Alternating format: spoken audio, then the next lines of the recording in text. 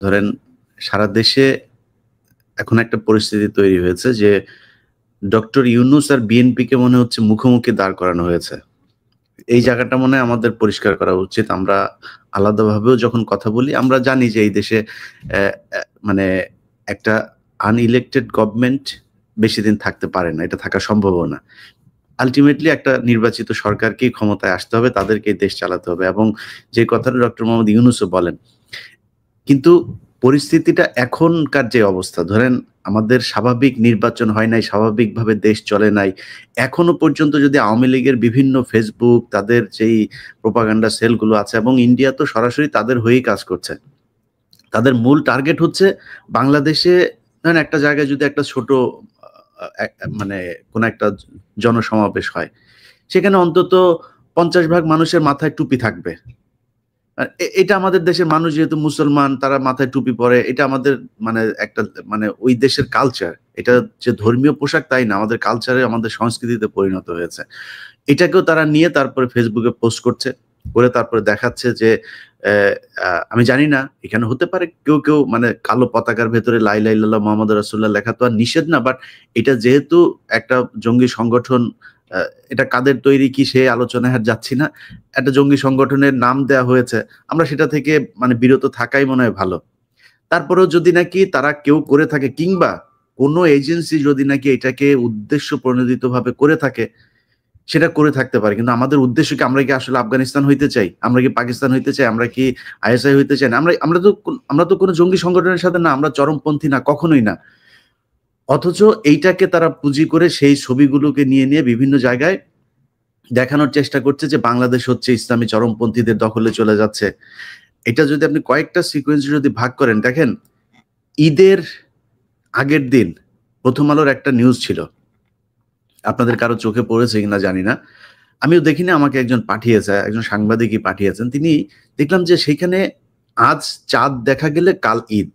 এটা হচ্ছে ইয়েটা আমি কনক ভাইকে এটা পাঠাতে চেয়েছিলাম। তো সেইখানে একটা ব্যানার আছে। ব্যানারের পেছনে অনেকগুলো মানুষ। সেই মানুষগুলোর সাথে আপনার একটা কুকুরকে দিয়ে দেওয়া হয়েছে।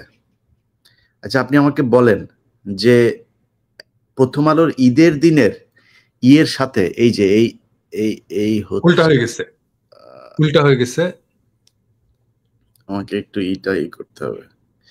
আচ্ছা, তো এখন ধরেন, আচ্ছা এই হচ্ছে ইয়েটা। দেখেন এই যে কোন একটা কুকুর ঈদ মোবারকের নিচে। কুকুর না গরু? ঠাকুর। হ্যাঁ, কুকুর। আচ্ছা, গরুর তো শিং থাকবে, কুকুর একটা। তো এটা এখানে দেওয়া হয়েছে। আচ্ছা, এরপরে তারা আরেকটা নিউজ করেছে, এই ঠিক ঈদের আগে দিয়েই নিউজ করেছে যে ওই কাপাসিয়াতে এক মুসল্লিরা, তাদের শিরোনামটা হচ্ছে নাটক বন্ধ করে দিল মুসল্লিরা। আচ্ছা, মুসল্লি মানে কি? বাংলাদেশে যারা নামাজ পড়ে তারা সবাই মুসল্লি। মানে মসজিদে নামাজ পড়তে গিয়েছে, তাদেরকে মুসল্লি বলা হয়। তার মানে মুসল্লি ইনডিরেক্টলি সে এটাই বুঝাচ্ছে যে মুসলমানরা হচ্ছে গিয়ে নাটক বন্ধ করে দিল। বাংলাদেশের মানুষ, আরে ভাই এই দেশ এরকম এক জায়গায় গিয়ে পৌঁছেছে পর্ন জোর করে সরকারিভাবে বন্ধ করতে হয়। তো পর্ন সাইট আপনি বন্ধ করার জন্য সরকারিভাবে সেই দেশে আপনি বলছেন যে এই দেশে নাটক চলতে দেয় না? সারাদিন নাটক সিনেমা দিয়ে ভরপুর, নাটক নাকি চলতে দেয় না, নাটক বন্ধ করে দিয়েছে। প্রথম আলো এই নিউজ করেছে। আচ্ছা, নিউজ করার আগে আর পরে এই দেশের প্রাইম মিনিস্টার পর্যন্ত নাটক করে, হ্যাঁ, এবং এত বেশি নাটক করে যে আমাদেরকে বলতে হয় নাটক কম করো প্রিয়।